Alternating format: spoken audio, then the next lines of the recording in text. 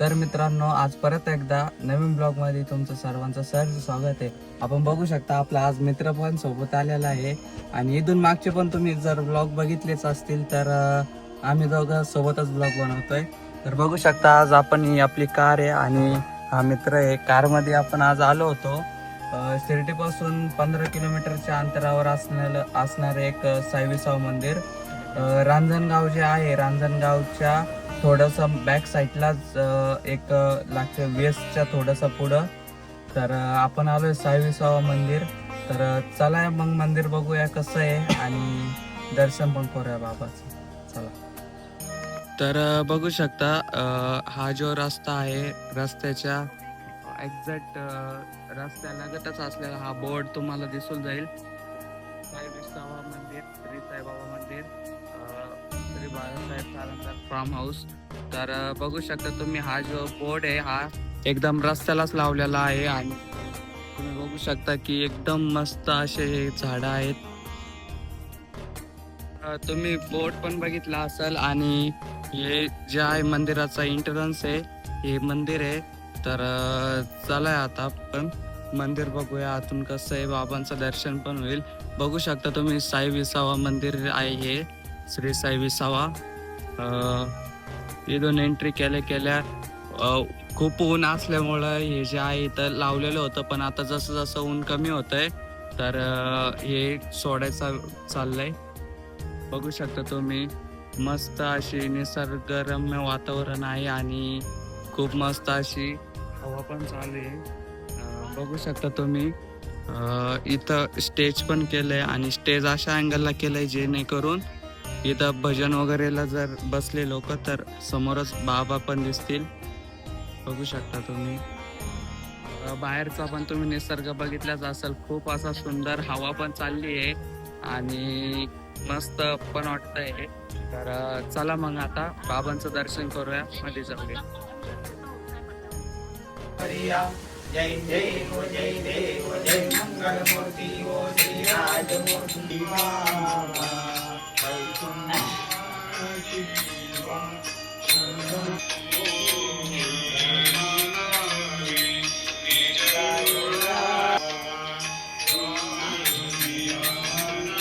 तर मित्रांनो, तुम्ही बघू शकता बाबांचा ड्रेस वगैरे खूपच असं सुंदर घातलेला आहे आणि आता जस्ट आरती झाली आहे. तर बघू शकता तुम्ही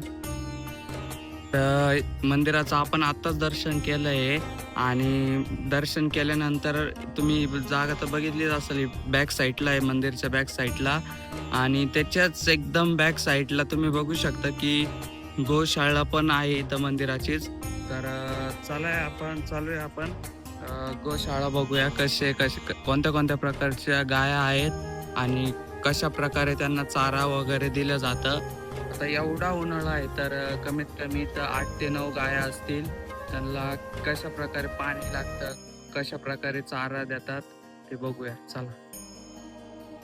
तर बघू शकता तुम्ही एवढ्या प्रकारच्या गाया आहेत तिथं. एक इथं मोठी पण गाय आहे आणि गायांना लागणारा जो चारा आहे तो या मशीनमध्ये कट होतो आणि अशा प्रकारे गायांना हे जेवण दिलं जातं. आणि उन्हाळा असल्यामुळं गायांना खूप सारं पाणी लागतं किंवा चारा लागतो. तर बघू शकता तुम्ही पाणी पण कोणत्या प्रकारे आणि कशा प्रकारे भरून ठेवलं जातं. अशा प्रकारच्या गाय आहेत. तर बघू शकता एकदम झाडाखालीच हे बनवलेलं आहे आणि खूप जास्त ऊन असल्यामुळं हे अशा प्रकारचे बारदाने बोलतात त्याला, ते साईडने लावलंय आणि वरून झाड आहेत. बघू शकता तुम्ही किती सुंदर अशा गाय आहेत. तर तुम्ही बघू शकता की या सर्व गायांमध्ये ही एकच गाय आहे जी मोठी आहे. सगळ्यात मोठी जी गाय आहे ती हीच आहे आणि दूध वगैरे पण हीच देते आणि बाकीच्या तर अजून लहान आहेत. सर्व गाया ज्या आहेत त्या लहान आहेत. तर गायांना जे पाणी लागतं ते इथं साठवलं जातं आणि हे जे पाणी येतं ना, तर तुम्ही बघू शकता इथं बॅक साईडला अशी मोठी जी आहे ती विहीर आहे. तर त्या साईडने जाण्यासाठी रस्ता आहे तिकडं. तर चला मग आपण विहीर पण बघूया. तर तुम्ही बघितलं असाल मंदिराजवळचे जे झाडं असतील किंवा हे झाडं असतील, हे सर्व जे झाडं आहेत यांना जिथून पण पाणी लागतं, जेवढं पण पाणी लागतं, तर हे सगळं या विहिरीतनं येतं. ही विहीर पण तुम्ही बघू शकता की इथं गोशाळेच्या साईडला जी आहे तिथं विहीर आहे, बघू शकता तुम्ही. उन्हाळा असल्यामुळं आता सध्याला पाणी कमी आहे त्याच्यात, पण मग सर्व जे लागतं पाणी ते ह्याच विहिरीतून येतं. तर बघू शकता तुम्ही बॅक साईडला पण गोशाळेच्या बाजूला पण खूप चांगल्या प्रकारचे झाडे लावलेत आणि एवढा कडक उन्हाळा असून पण त्यांची खूप चांगली अशी सोय ठेवलेली आहे किंवा ठेप ठेवलेली आहे. तर मित्रांनो, तुम्ही बघितलं असेल आत्ताच की बाळासाहेब सारंदर फार्म हाऊस जे आहे ते स्वतः काकांचं आहे आणि यांना आपण आज विचारूया गोशाळा असेल किंवा साई विसावा मंदिर असेल याची देखभाल कशी केली जाते आणि साई विसावा जे बाबांचं जे मंदिर आहे, तर गाईज तुम्हाला माहीतच असेल की बाबांची सेवा करताना नो कॉम्प्रोमाइज असतात. तर त्यांना विचारूया बाबांची सकाळी काकड आरती असेल, मध्याह्न आरती असेल किंवा धूप आरती असेल किंवा रात्रीची शेज आरती असेल, तर कशा प्रकारे आरती केली जाते, कशा प्रकारे पूजा केली जाते, तर आपण त्यांच्याशी संवाद साधूया. तर विचारूया, आपण सुरुवात करूया काकांना प्रश्न विचारण्याची, म्हणजे आपल्याला पण माहिती होईल की शिर्डीपासून 15 किलोमीटरच्या अंतरावरच बाबांचं मंदिर आहे. तर जसं बाबांच्या मंदिरात ज्या प्रकारे पूजा वगैरे चालतात तसं इथं पण चालतं. तर विचारूया काका, किती दिवस झाले मंदिरला आणि किती वर्ष झाली? 4 वर्ष होऊन 5व्या वर्षाला पदार्पण आहे. तर इथं काकड आरती होती पहाटची, त्याच्यानंतर 8 वाजता एक आरती होती, त्याच्यानंतर 12 वाजता एक होती आणि संध्याकाळी 6 वाजता होती.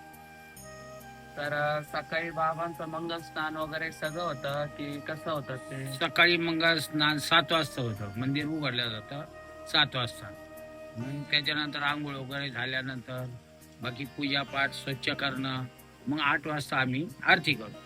अच्छा, आणि बाबाला नैवेद्य वगैरे ते कसं येतं? नैवेद्य आपण घरी बनवतो. इथं स्वयंपाक करणारे एक व्यक्ती आहे, त्यांच्याकडून आपण भात भाजी काय जे असेल ते नैवेद्य वगैरे दाखवतो 12 वाजता.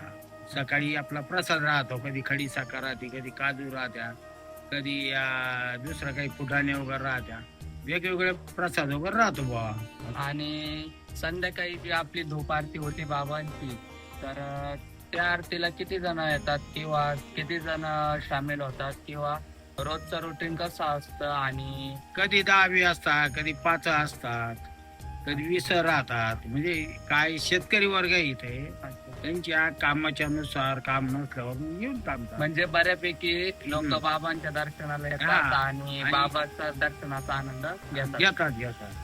आणि काही लोकांनी इथे बाबांना नवस केलेले त्यांचे पूर्ण पण झाले, बाबांनी केले पूर्ण. कोणाचे काही प्रॉब्लेम असेल ना बाबांनी सोडवले.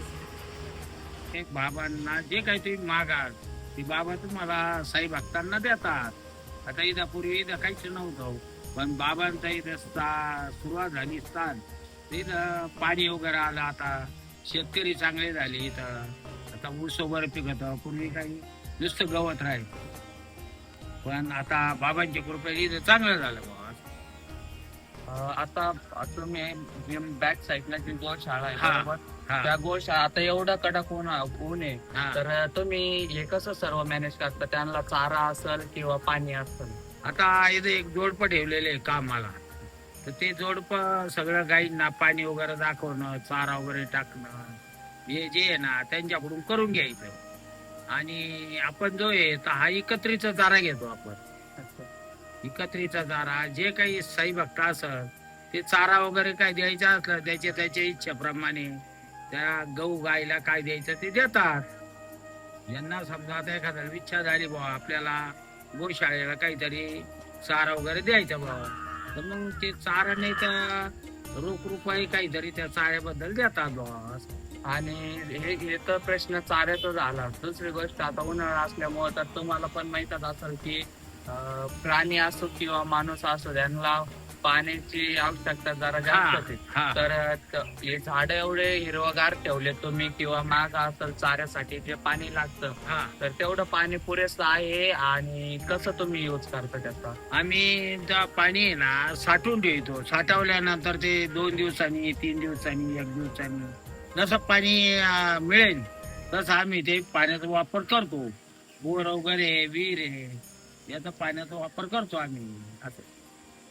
तर म्हणजे याच्यावरून हे साध्य होतं की एवढं सगळं ज्या गोष्टी चालतात त्या फक्त आणि फक्त बाबाच्या कृपेने बाबांच्या चालतात. कृपेने चालतात. तर एवढं सगळं मेंटेन करायचं सोपं नाहीये. तुम्ही ब्लॉग बघितला असेल की कशा प्रकारे काय काय कसं आणि किती सुंदर आणि स्वच्छता ठेवलेली आहे. तर शब्द नाही आता. साईराम. साईराम.